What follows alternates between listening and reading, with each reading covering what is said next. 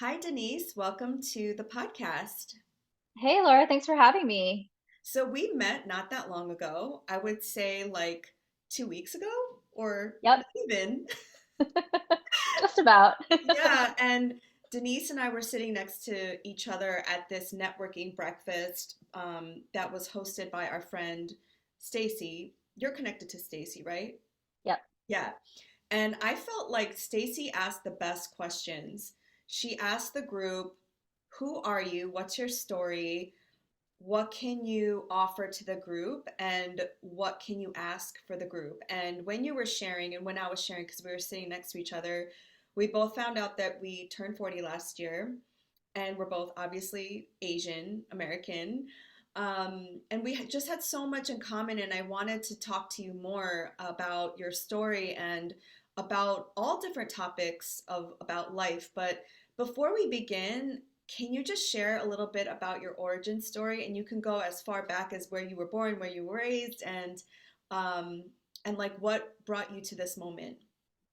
Sure. So my name is Denise Lee, and I'm the founder and CEO of Alala, which is a luxury athleisure brand that I started 9 years ago. So that's been taking up a lot of my life currently and for the last decade.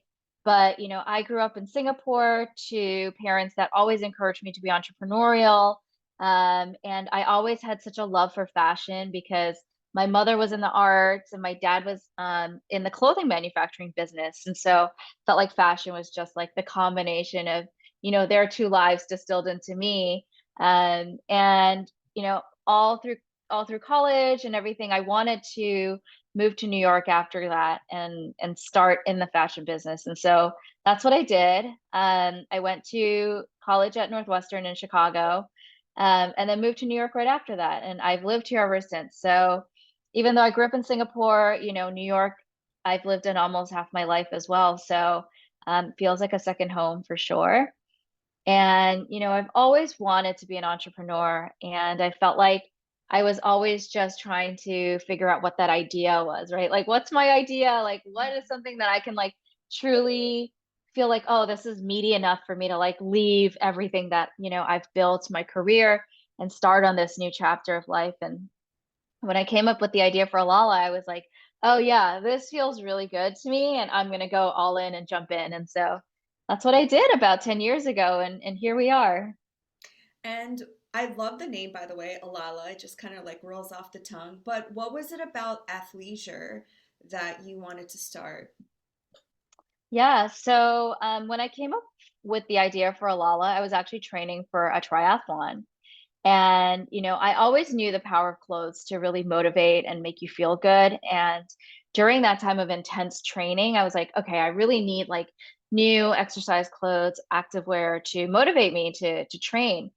And that was kind of my first like real exploration into the activewear space, even though I'd been in fashion for a long time.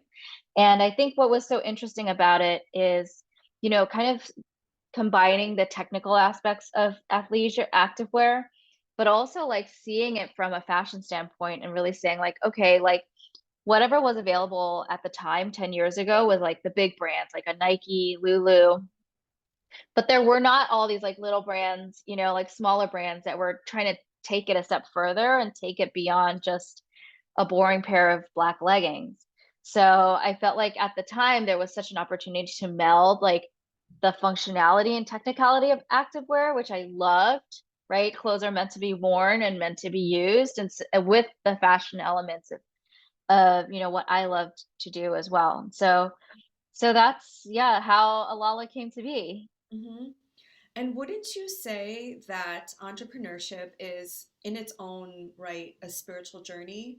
And so I'm sure being Asian American and not having many people look like you in this industry, but also having to go through, um, trials and tribulations of starting your own business anyway. Like, what was that experience like and continues to be like for you? Wow, that is such a big question, and there's so many parts, to be answered, really. Um, from from a, looking back at my childhood and how I grew up, right? I think a lot of maybe Asian kids can relate to this. Like I was brought up to like have straight A's, like go to the best schools, like do really well in school. Like that whole mentality of like being, straight A student was very, very prevalent in like, the pressure I put on myself and the pressure that I got from external forces as well. And so I think when, I started Alala, I almost looked at it like that, like, oh, I have to go get like straight A's at my business, right? It's like, okay, like I have to do everything perfectly. Like I should just expect my business to keep like going up and up and up and up. Like, and I felt like it wasn't really that way, right? I think we all know like business goes like this, up and down, up and down. And it's putting so much pressure on myself to like be so good at everything when, I was still trying to learn all these things and trying to figure it out. And so I really had to really work through like that sense of failure, or that sense of like not being perfect in my role as a founder and also my, in seeing the numbers in my business. And so even though we've seen a lot of success over the years, I felt like it was really hard to like, feel like, oh, I had a really crappy day, or like, oh, this month we didn't hit our goal numbers. And how does that, what does that say about me as a person? Mhm. And how do I, disconnect Denise, the person, from like Alala, the business, right? Just because Alala had a bad day, or like, we didn't get an order that we wanted, or the sales weren't as good. Like, I always used to equate it to like me, like, oh, that means I'm not doing good. Like, I'm a failure. I'm all these things, and really had to work to kind of separate the two. Mhm. Well, because it's your baby, so you Yeah. feel responsible for it. So Yeah. when you have a business that you want to take for the long term and you might see a dip in sales or, there's another like shimmery, glimmery, sparkly brand that comes up, what do you do? What is your creative process to not only keep yourself interested, but maybe like stay relevant with the trends of fashion? Yeah. I think at the end of the day, for me, it like comes back down to the customer and like knowing our customer and getting to know her even better. And then really, being able to service her, right? Like it's not like, oh, you're chasing the next shiny thing because there's always going to be a shiny thing that comes along. But it's more like if I ground myself in the question of how can I serve my customer better? What can I give her that will, bring her more joy, bring her, a sense of confidence that she has when she's wearing our clothes. Like those are kind of the thoughts I always go back to when I'm feeling frustrated or I'm feeling like, oh, like there's a new brand. I like to kind of go back to thinking about our core customer and how we can make her life better. And I think that really helps me ground myself Mhm. in my decision making. I love that because there are so many brands, especially athleisure, because I feel like athleisure, and it still might be hitting like a high point, but I feel like we all went from, um, a time in our history where we were kind of like at home and we were in athleisure a lot and we were at home and not needing to get dressed up. So I feel like there was a time when all these brands were coming out and some of them aren't here anymore. You mentioned one of them at our, I don't know if I could say the name, but at our breakfast. And I'm just wondering, like, what do you think has led to your success in staying here? Yeah. I think it's twofold, really. Like, we're a self-funded business. And so from day one, we've had to be very careful about how we spend our money, right? It's not like some businesses where they get lots of venture money or lots of investor money, and they're just kind of like, oh, we have millions of dollars, we'll just spend it, and spend it, spend it, spend it. Because we're trying to make our own money and maintain our profitability, I feel like we've always been very careful about how we spend our money. And so, we're always asking for a return, right, on what we're spending. And so I think just that like kind of lean, mean mentality and the little scrappy mentality for us has served us really, really well because we're able to pivot really quickly and make different decisions. We're able to kind of operate just on a leaner schedule, I guess, or like a leaner budget. Um, and we're not so reliant on like, big budget marketing to be successful. So I think that's a big part of it. Mm, Um, yeah. And then I think also, again, I think it's also coming back to your customer as well. Like being able to serve your customer means you'll always have a customer, And yeah. sometimes I feel like if you get too far into like, oh, we'll just get new customers, forget about the ones that we already have. I feel like that mentality is not a successful mentality to have. Mhm. So we always try and treat our existing customers really well, but also give new customers a great experience when they come in. I think it's also the way you are because you're a founder, but you're also somebody who is like somebody who gives advice, like a big sister. And your Instagram, you do give a lot of advice. And I'm wondering if that was something that you felt called to do now that you've turned 40. And I don't know, when I turned 40, I felt like confident all of a sudden. I was like, oh, I've lived a life, you know? Yeah, yeah. As I get older, I certainly like have come into my voice more.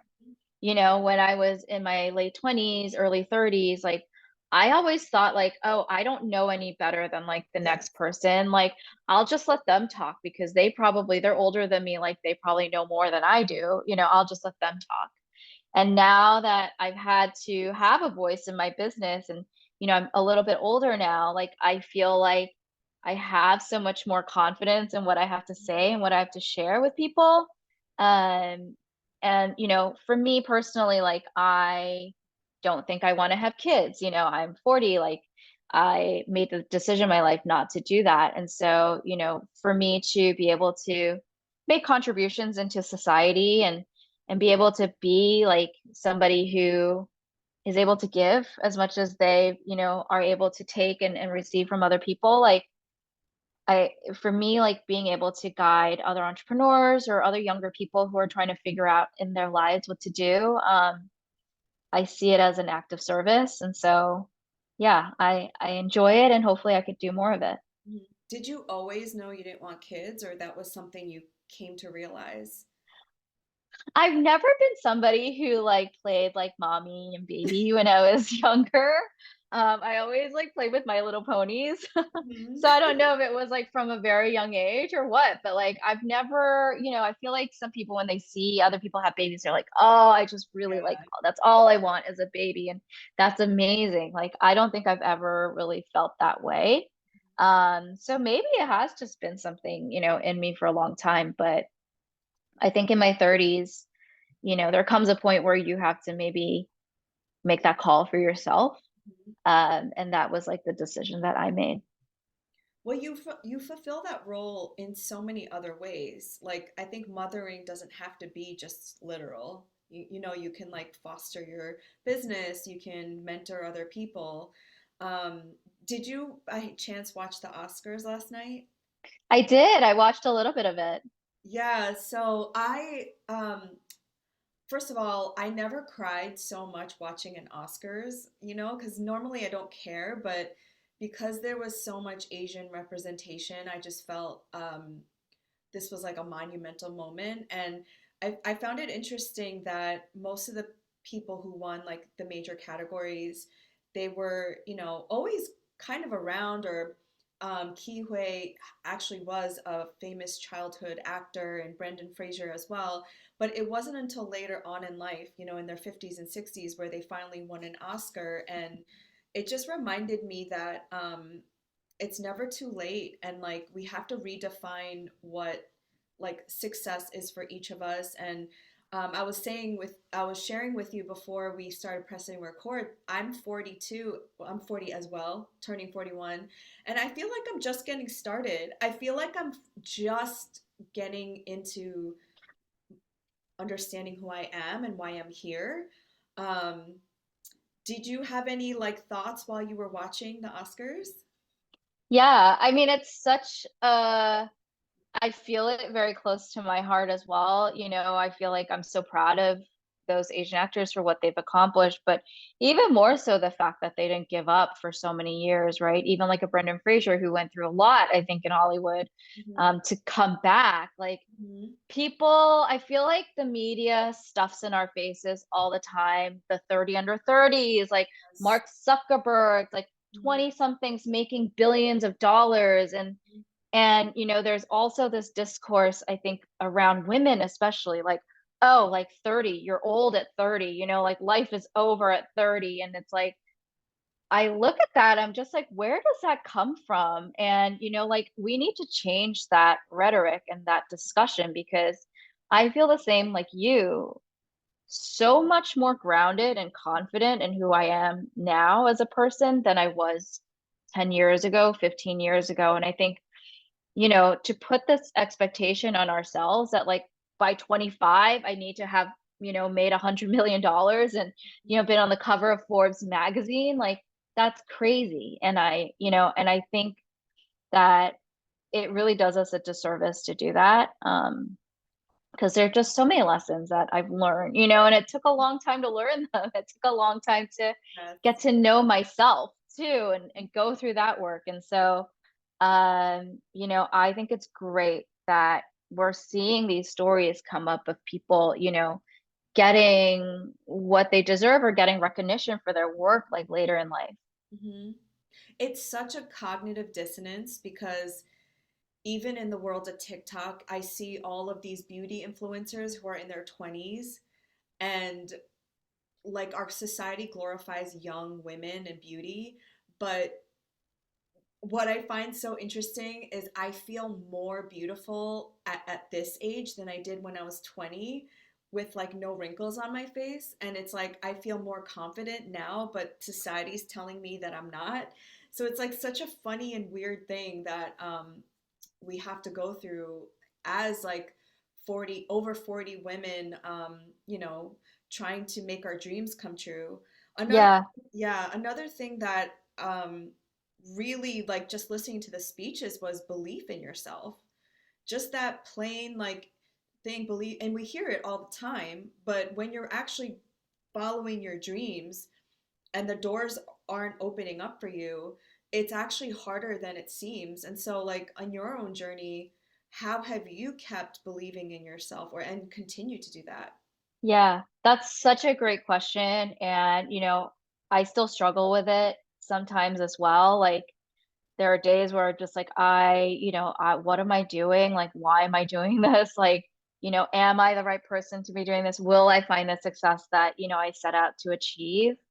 Um, but again, I always try and remind myself, my journey is my own journey. And just because somebody else went from 0 to 100, whatever that is for them in, X amount of time, that's not the path that everybody needs to take, And I feel like for myself, it is a constant reminder is that like what you're doing is worthwhile. Like what I am doing is impacting somebody positively, even if it's one, two, three people, I am doing good work and I am a good person. And just like coming down to the fundamentals of like reminding yourself of that, I think is so important because yeah, there are times where I'm trying to do so much and like nothing works and it's incredibly frustrating.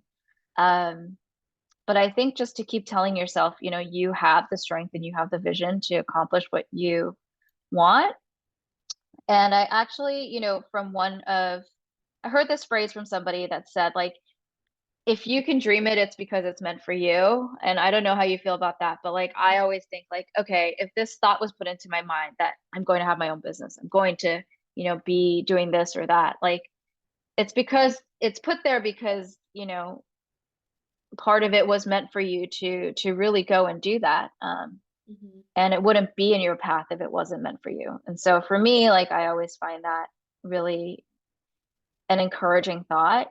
And another thing that really helps me when I'm feeling down is talking to some of my like mentors and supporters, like my family, my old boss, who is incredibly supportive of me. There are times where I haven't had the confidence in myself, but my old boss would be like, he would say to me, like, listen, like, you are the smartest person I know. Like, you are going to be able to do this. You'll figure it out. I know it. Like, Mhm. I know, you'll find your path to success. Like, and so sometimes when I'm feeling really weak in my own belief in myself, I do try and reach out to other people to kind of like lean on them, Yeah. for their support.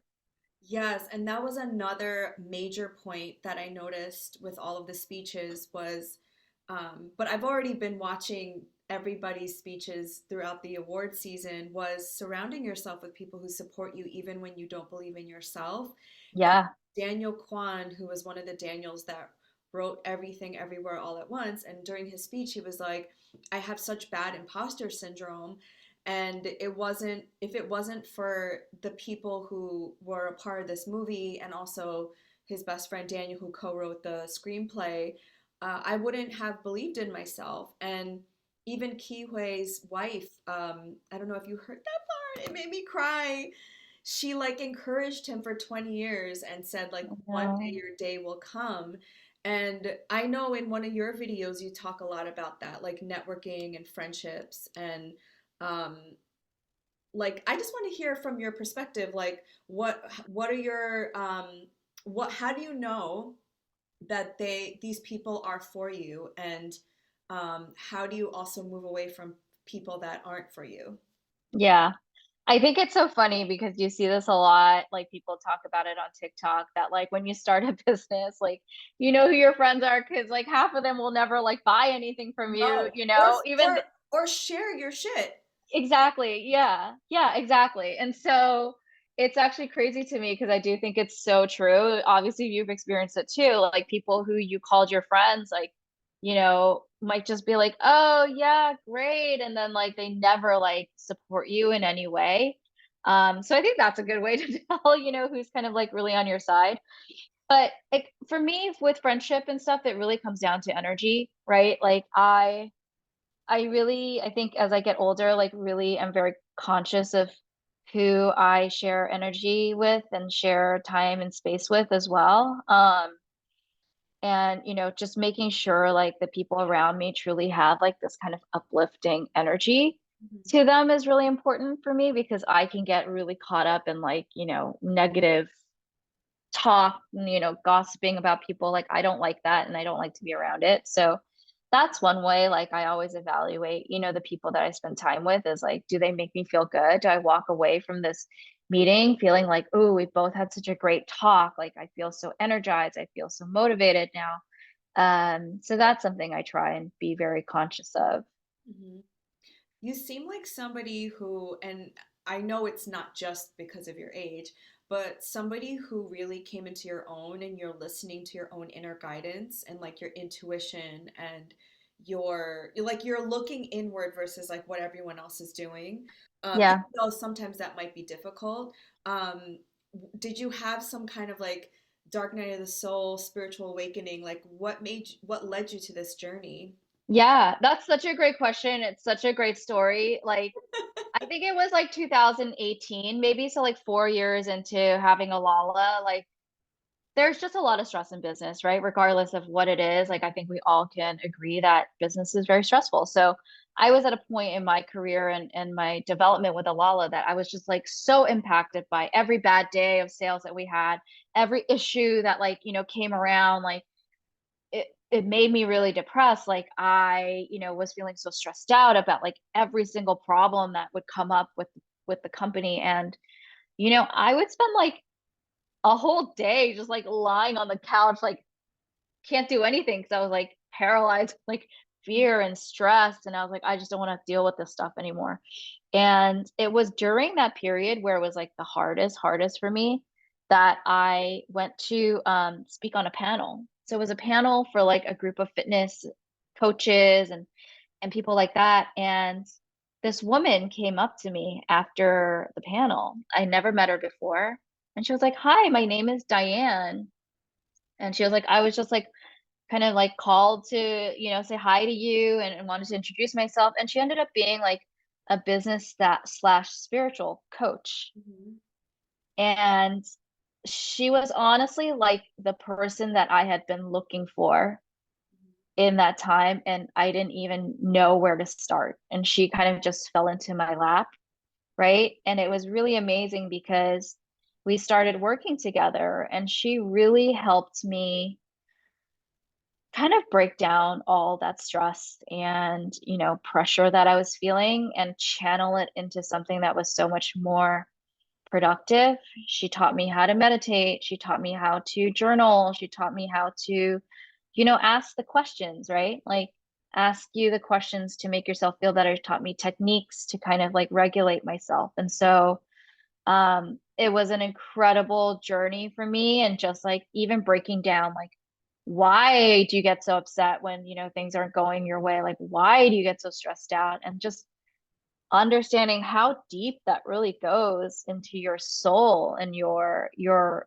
past, and really kind of healing a lot of that stuff with her was an incredible experience, and that really set me on a path to, like, I think, becoming more of the person that I am today.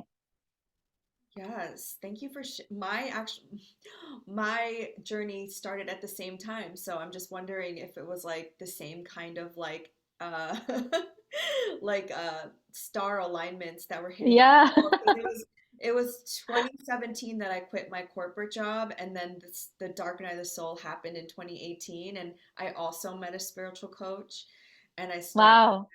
my spiritual journey, and a lot of the things that you said I was also asking myself, like why can't I surrender? Like why am I holding on so tightly, and why am I trying to control everything? And also this idea that we have to, this limiting belief that we have to kill ourselves and burn ourselves out just to like survive. I felt like that was so tied to my parents' immigrant story, which is Mm-hmm. still something I'm unraveling today. That it Mm-hmm. doesn't have to be hard, that there can be a little bit more flow and ease. um, Yeah, yeah, you yourself are an immigrant, so I'm I sure am. once Yeah. Oh yeah, I think it definitely runs deep. And I think, growing up again in the household that I did, like I love my parents very much, but like, it was always about either the tangible results, right? Your A on the test, hmm or it was a lot also about like negative reinforcement for hmm me. Like there was a lot of negative self-talk in my life because I felt like, and I had a belief that, okay, like you need to like push yourself harder, and like the way to do it to make yourself better is to tell yourself like you didn't do good enough, and you're not smart enough, or you need to work harder, or you need to do all these things. And like that's the way I was talking to myself, and it still comes through a little bit now, but so much less. And I just didn't realize that like saying those things to myself was doing the opposite of helping me, was holding me back. hmm And I really worked very hard, and still work in progress now, to like change that whole hmm way that I talk to myself. And you grew up in Singapore, so what are some like similarities and differences through our cultures? Yeah, I mean, I grew up in a Chinese household, so I feel like it's like very similar probably. I think, I don't know. I think they're very similar in a way. Like Singapore is also a very big city. It's not a big city, but it's a very busy city. And so I feel like between that and New York, like I've always had this like go, go, go like mentality, just like keep pushing yourself, work harder, work harder. So, again, like as I get older, like I feel like I've realized that the rest days are as important as your work days. And having your own business. Um, Again, like you need some of that creativity and quiet time to like come through as well, right? It's not just all about doing stuff all day long. It's about nurturing your vision for your company, nurturing your vision for yourself. And I think you need that rest time and that quiet time to be able to do that. Mhm.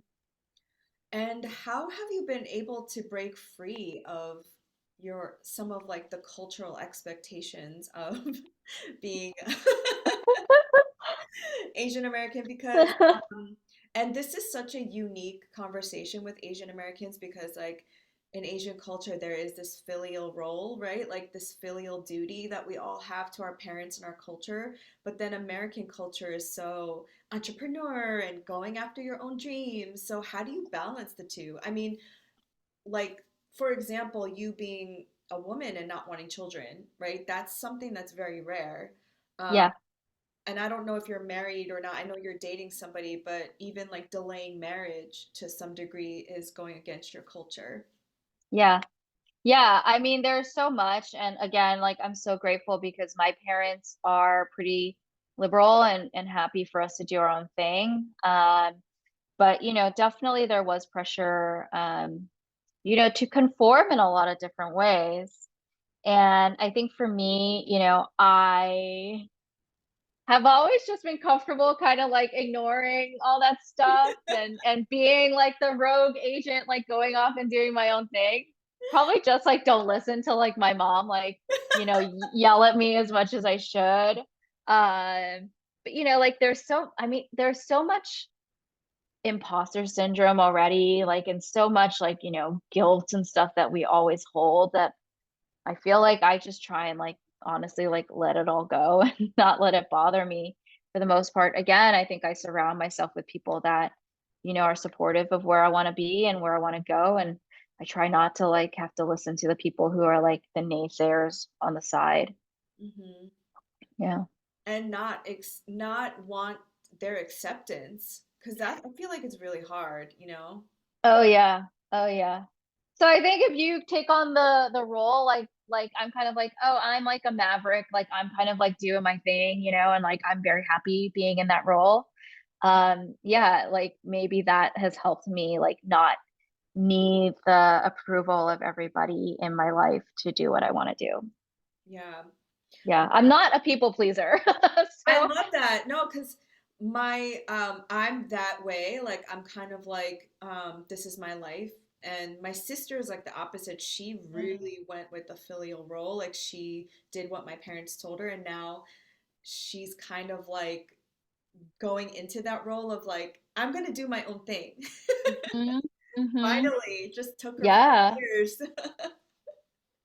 for sure. Yeah, it just, I think it, like you said, we're all on our own journey and it unfolds in different ways. And I think what really helped me with that is not having these like huge milestone goals, like what you said, like 30 under 30 and um, being featured in X, Y, and Z, but having it be a journey and not like these goals makes you appreciate the small moments more. And um, even my idea of success has changed so much in the last 3 years. Like, um, and this is gonna sound like old woman, but like I just want peace in my, Mhm.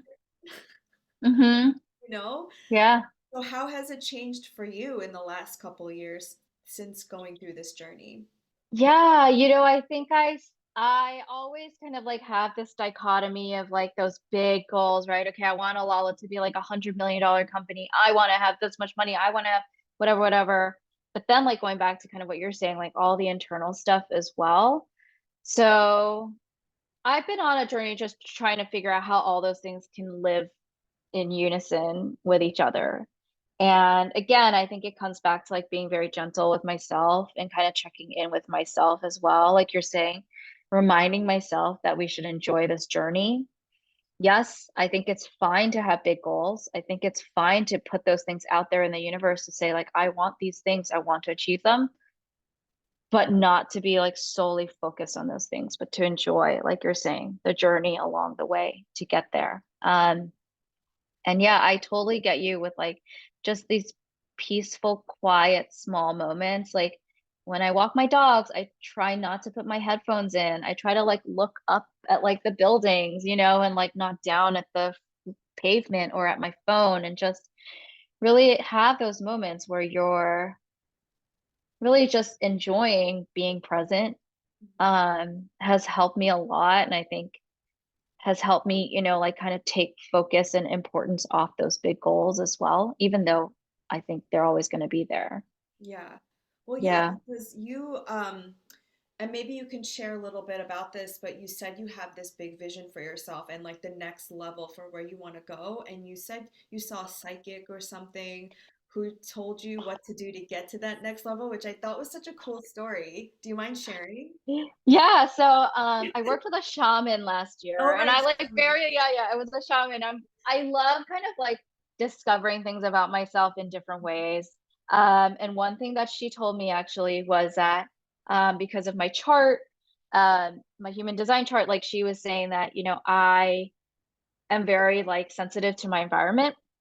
And one thing that I've been doing for a long time. So I've lived in my apartment now for 14 years. And so that's a long time from like the age of like, 20 something to like now. It's been a long time in the same apartment. And so for me, like I've been actively trying to switch my environment. So look for a new apartment or a new house to live in because she was saying like you're so sensitive to your environment. And if you put yourself in a place where you're feeling more abundant, you're feeling more kind of like yourself, that it'll help you kind of like get to the next level. So I think that's really interesting. She also read my chart and was saying like I'm like a cave archetype or something. Mhm. That was really interesting as well. Just to understand kind of like what types of spaces I feel comfortable in, what types of environments I feel comfortable in. So I love all that stuff. Like I love learning about it and kind of like interpreting them to bring them into my life in a way that makes sense for me. Mhm. Yeah, I would just thought that was so interesting because I saw a Korean shaman last year as well. Yeah. And she said I was gonna have to do a lot of ancestral healing Mm, to like break free of like old like stuff, old memories, old karma. And that was like all of my 2022 was like connecting with my ancestors and doing that healing and I feel like I'm finally not finally because healing is never linear, right? But I feel like I'm finally understanding like what that all meant. Because at the time you're mm-hmm. like, what? Yeah. I also think like when you get to our age and you have like slightly different relationship with your parents, Hmm. that's also a very interesting insight because like all the things I think when I was younger, I was like, why do my parents always say this? Or like that thing that they do is like so annoying and like, whatever it is. Like, and then you kind of realize like, oh, this must be like what their parents said to them Hmm. that they're now repeating to you, their Right. child. And like you're saying, like there's so many generations of trauma and healing that need to happen, I think, outside of just like thinking about ourselves. And so I feel like for me, it's made me look at my parents in a more like gentle, sensitive light and trying to understand like, oh, like you didn't do this because you wanted to be mean or you wanted to be rude or it's because that's probably, how you grew up too. And I'm sorry that, you had to experience that as well. Oh God, you're gonna make me cry. No, I have the same thing. Like, I look at my parents sometimes and I just start crying because how much trauma it must have been to grow up in such a like dire situation in their old country and then to come here in their early 20s not knowing the language in Hmm. America and having to go through that trauma of like extreme racism here and they were only in their early 20s. Like I can't imagine that cuz I grew up Yeah. here, you know? And when they do stuff that is annoying, I have to constantly remind myself like, "Oh my God, like I'm sorry. Like that must have been so difficult and nobody in that generation like I'm not saying nobody, but my parents don't believe in therapy. Hmm. Believe in talking about their feelings.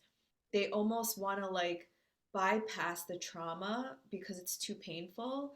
And Yeah. and then it's like, yeah, what you said, you see them in a different way because now they're like kind of old and it's like Yeah. sad. Yeah. Yeah. Oh, Laura. Sad to me. Yeah, and I think the older you get, you realize like um I don't know how old your parents were when they had you, but um my parents were in their 20s And I was like like college in my 20s and like drinking and having fun. Like I didn't have the same Yeah, experience. yeah, yeah. It's pretty crazy when you think about it. They lived a whole life before they had you, you know. Yeah. It's crazy to Yeah. me. And during this time, I was asking a lot of questions about my grandparents and my great grandparents because I was doing this healing. And even then, like my grandmothers had to get married so they wouldn't be Japanese like comfort women. They Mm-hmm. would be Mm-hmm. forced to Wow. get married so that you wouldn't become like sex trafficked. Like what? Yeah. Like I just Yeah. and so like when your ancestors, and I'm saying ancestors like your grandparents and your parents, have only lived in insecurity and fear, of course they're going to instill that in you. Of course they're going Yep. to be like, get a college education and get a real job. And so Yep. that's why I believe that work is important because it helps you understand where you are in this timeline. Yeah. And I also think like just learning more about it also helps you identify what are my own thoughts Hmm. versus what somebody else put in my head. You know Right. what I mean? Like, Yes. did I want to get straight A's or did I Yes. get straight A's because somebody told me I had to? You know, like, what do I want? Like, what do I want for my life now? And is it truly what I want, or is someone still telling me, you know, this is what you want, that you want a big house, you want this? But, and I think, like, again, like that comes with the age and getting to know yourself is like understanding what truly is your own voice versus outside influence. And not just your parents and your culture, but societally, like you Oh, said. yeah. You I remember a very important conversation with me and my ex-boyfriend, and at the time I was 30 and he was 35 or 36, and he was like, "Why don't you want to get married?"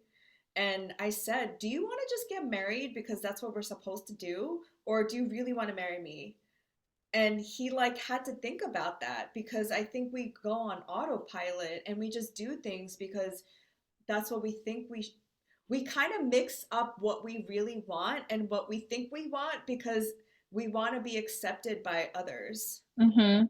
Yeah, I 100% agree with that. Yeah. Okay, so you also have a couple of videos where you share what you wouldn't do in your 20s and 30s. So like there's a lot, obviously, but um, what would you tell your 20 or 30-year-old self now with what you know? I would say, bitch, stop, stop second guessing yourself and, you know, listen to your inner voice more. Hmm. I would definitely say that because I feel like I spent a lot of my younger years, again, like deferring to people who I thought was smarter than me or, you know, knew more than me when I had very valid and important opinions that I wanted to share, you know? So I would say, like, you know, if I were talking to my younger self, I would say build up your self-confidence more, find your voice in what, you know, you believe in and what's important to you. I would say don't work so freaking hard.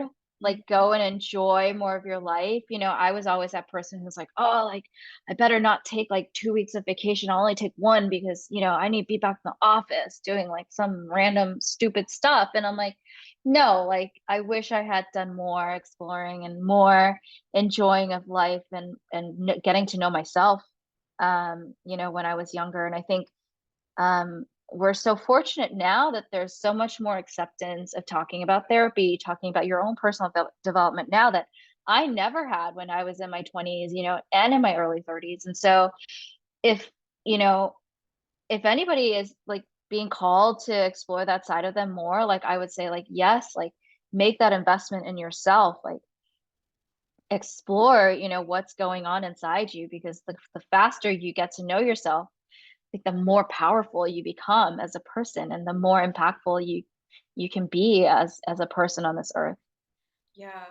And I also think that the way in which you discover yourself and find out about yourself, there's so many pathways to do that beyond school and education. I just have to say it out there. So, like in our society, we were told that we had to get a college degree and even get a master's and PhD or whatever. But I'm starting to think that that's maybe not the case anymore. I think living your life and experimentation and doing different things is, I think, and also heartbreak, failure, leaving relationships, breakups, getting divorced, loss, grief, like all of that informs us more, just as much as the great moments and like the fun times.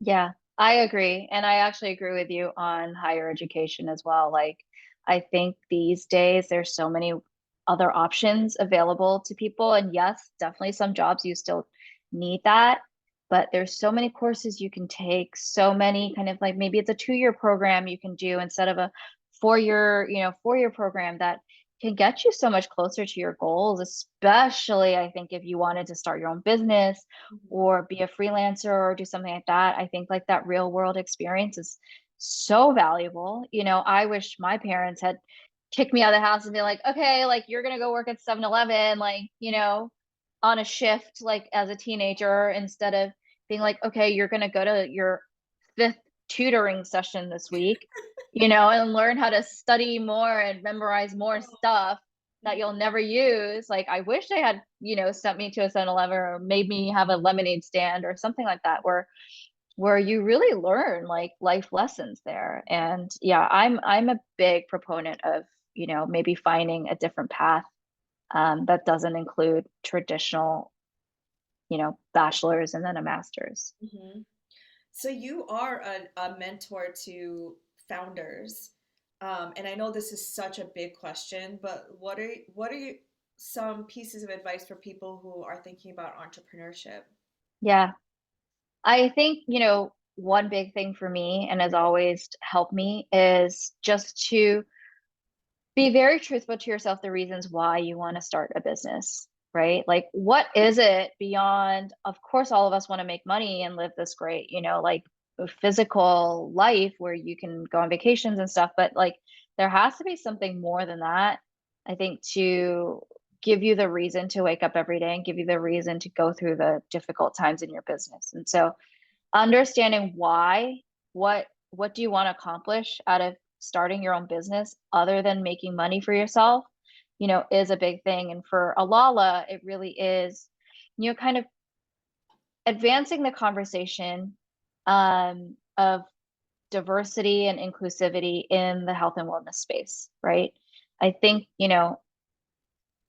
we think of wellness and we think of Gwyneth Paltrow. She's blonde and she's thin and she lives in LA and she drinks green juice. Like, it's been years and I feel like still, people think that way. And so for me, being Asian, being not a size 0, being, all these different things, like I still am deserving of a voice in the industry. I still am deserving of, sharing my opinions.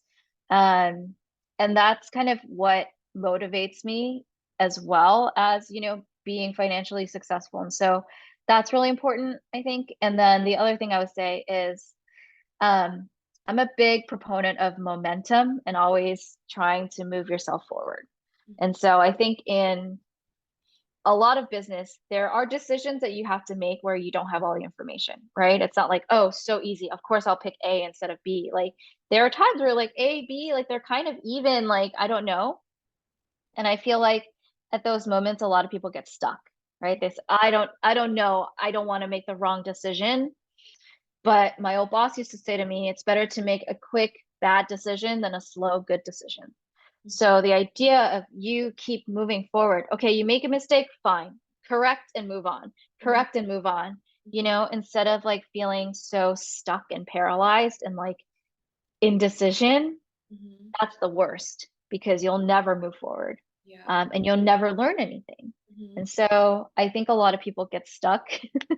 But, Google's always there. Podcasts are Yeah. always there. There's so much Mhm. information out there for free or for very like low cost to you that you can figure it out. You can figure it out. Trust yourself that you can figure it out and keep moving forward. I love that advice because I'm an Aries, so I always just I do it and then I'll figure it out later, or Hmm. I fuck around and I find out, and that never it didn't always work out for me because I definitely made decisions in the past that I was like, ugh. Um, Yeah. but I think like what you said, the only way to find out is to do, is Yeah. to figure it out. And if you don't like it, you can always stop. If you um, fail, quote unquote, you can always pivot. But I think people are so paralyzed that they're going to make the wrong decision, that that's going to define them, Yeah. right? Yeah. Like just keep going. Yeah. Just keep going. And also, nobody gives a crap about you. You know what I mean? Like nobody's like Exactly. watching you, like being like, "Oh, she made a mistake." Like, "Oh, that's bad." Like you're your worst critic. I always think like you're your worst critic. So like just Yeah. be gentle with yourself. Learn a lesson and move on. Yeah, because everyone else is focused, everyone's obsessed with themselves, so like nobody Exactly. cares. Yeah, nobody cares. I used to think that way about like, showing up on social media and TikTok. Again, like Asian household, they're like, oh, don't talk about yourself. Like you gotta be like really humble and like, Hmm. let your work speak for yourself and all this stuff. And I like used to be like so embarrassed to show up on social media and things. Now I just like don't give a shit. You know what I mean? Because I'm Yeah. like I have a voice and I have something that I want to say. And also like who else cares? Like nobody cares. Like if they don't like your content, they just scroll on and move on.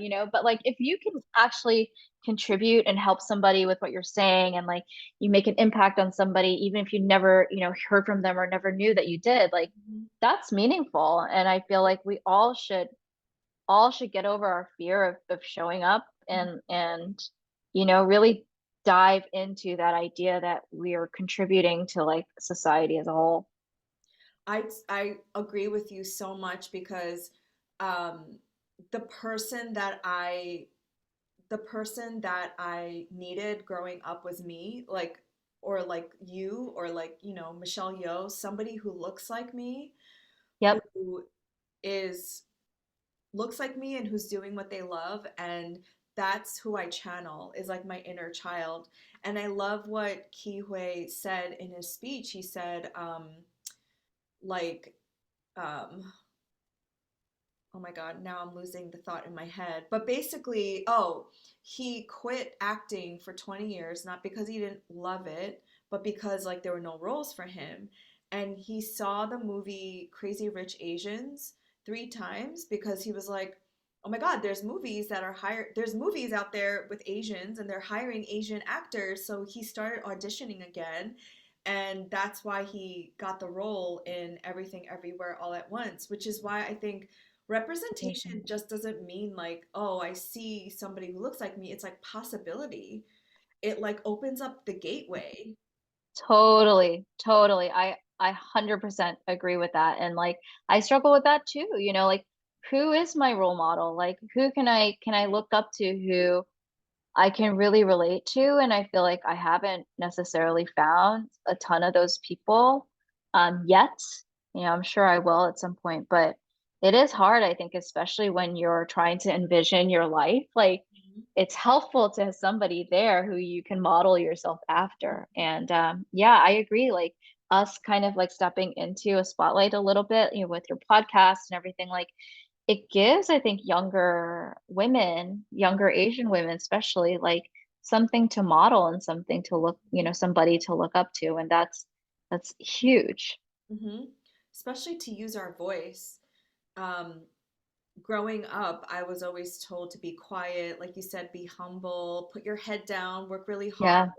And that was not me at all. I was always so loud and rambunctious and like a troublemaker. And I was such a social butterfly that like I could not be contained. So growing up, I never felt like I could fit into that, good daughter role, role. Mm-hmm.